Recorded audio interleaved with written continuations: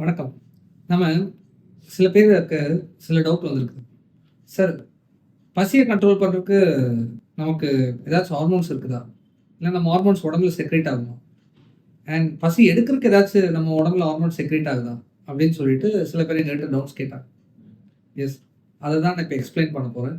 S. நம்ம உடம்புல பசி வர்றதுக்கு சில ஹார்மோன்ஸ் நம்ம உடம்புல செக்ரேட் ஆகுது. அதே மாரி பசி போதும்ன்னு சொல்றப்போ, சாப்பிட்டது போதும்ன்னு எனக்கு சொல்றப்போ சில ஹார்மோன்ஸ் செக்ரேட் ஆகுது. அந்த ஹார்மோன்ஸ் பத்தி தான் நம்ம இன்னைக்கு டிஸ்கஸ் பண்ண போறோம். அந்த பசி வர்றதுக்கு கூடிய ஹார்மோன்ஸ் பேரு கெர்லின் அப்படின்னு சொல்றது. பசிய எனக்கு போதும்ன்னு சொல்றக்கு ஹார்மோன் பேர் இன்கிரிட்டின்ஸ்ன்னு சொல்றது. ஸோ, ஃபர்ஸ்ட் ஆஃப் ஆல் இந்த ஹார்மோன்ஸ் எப்படி வேலை செய்யுது அப்படின்னு சொல்றேன். இந்த கெர்லின் GHERLIN அப்படின்னு சொல்றது செக்ரேட் ஆகிற ஹார்மோன்ஸ் என்னோட இரைப்பையிலேயே செக்ரேட் ஆகுது. இரைப்பையோட அப்பர் பார்ட் ஆஃப் த போர்ஷன்ல செக்ரேட் ஆகுது. அந்த ஹார்மோன்ஸ் எப்போ எனக்கு செக்ரேட் ஆகணும் அப்படின்னா, எனக்கு வயிறு எம்டியா இருக்குன்னு வச்சுக்கோங்களேன், எனக்கு அப்போ செக்ரேட் ஆகும். அப்போ செக்ரேட் ஆகும்போது எனக்கு ரொம்ப நல்லா பசி எடுக்கும்.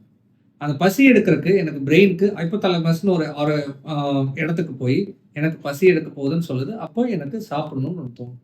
அதே மாதிரி ஃபுல்லாக சாப்பிட்டு முடிச்சதுக்கப்புறம் எனக்கு இந்த ஹார்மோன்ஸ் அப்படியே கீழே போய் சில ஹார்மோன்ஸ் இன்கிரிட்டன்ஸ்ன்னு சொல்கிற ஹார்மோன்ஸ் வந்து ஃபுல்லாக செக்ரேட் ஆக ஆரம்பிக்கும். ஹார்மோன்ஸ் அந்த உடம்புல இருக்க தான் செய்யுது. ஆனால் எப்போ செக்ரேட் ஆகுமோ அப்போ தான் செக்ரேட் ஆக போகுது. ஸோ இந்த சாப்பிட்டதுக்கப்புறம் இந்த கெர்லின் ஹார்மோன் செக்ரேட் ஆகி இந்த செடைட்டி ஹார்மோன், அது பேர் இன்கிரிட்டன்ஸ்ன்னு சொல்கிற ஹார்மோன்ஸ் அப்படியே ஜாஸ்தியாக செக்ரேட் ஆகி நான் எவ்வளோ சாப்பிட்டாலும் அது எனக்கு போதும்னு சொல்லிடும்.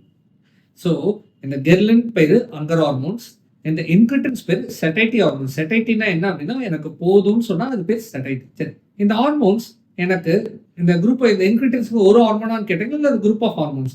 லைக் அதில் என்னென்ன ஹார்மோன்ஸ் வரும் அப்படின்னா GLP-1, பெப்டைட் YY, அதில் இன்னும் சில ஹார்மோன்ஸ் எல்லாம் வரும். சாப்பிட்டதுக்கு அப்புறம் என்ன இந்த கெர்லின் கீழே போயிடும், இந்த இன்கிரிட்டன்ஸ் ஜாஸ்தியாக செக்ரேட் ஆகி போதும்னு சொல்லுது. இதுதான் நம்ம உடம்புல நடக்கிற ஒரு நேச்சுரல் பிசியாலஜி. ஆனால் சில பேர்த்துக்கு என்ன சொல்லுவாங்க, ஏன் சார் என்னால் கிரேவிங்கை கண்ட்ரோலே பண்ண முடியல. கிரேவிங் கண்ட்ரோல் பண்ண முடியலன்னு சொல்றதுக்கு ஒரு காரணம், சில பேர்த்துக்கு அவங்களுக்கு சுகர் இருக்கும், இன்னொன்று வெயிட் ஜாஸ்தியாக இருக்கும். உடம்புல ஃபேட் பர்சன்டேஜ் ஜாஸ்தியாக இருக்கும்போது இது என்ன ஆக ஆரம்பிக்கும், இந்த கெர்லின் சாப்பிட்டதுக்கப்புறம் கீழே போக வேண்டிய இடத்துல மறுபடியும் 20-30% செக்ரேட் ஆகிட்டே இருக்கும். அப்போ கொஞ்ச நேரம் சாப்பிட்டதுக்கு அப்புறமும் கொஞ்ச நேரம் கழிச்சு பசி எடுக்கும்.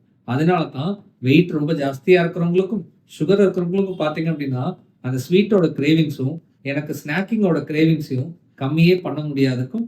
எஸ், இந்த ஹார்மோன்ஸ் தான் காரணம். இது அவங்க மைண்ட் தாட் கிடையாது.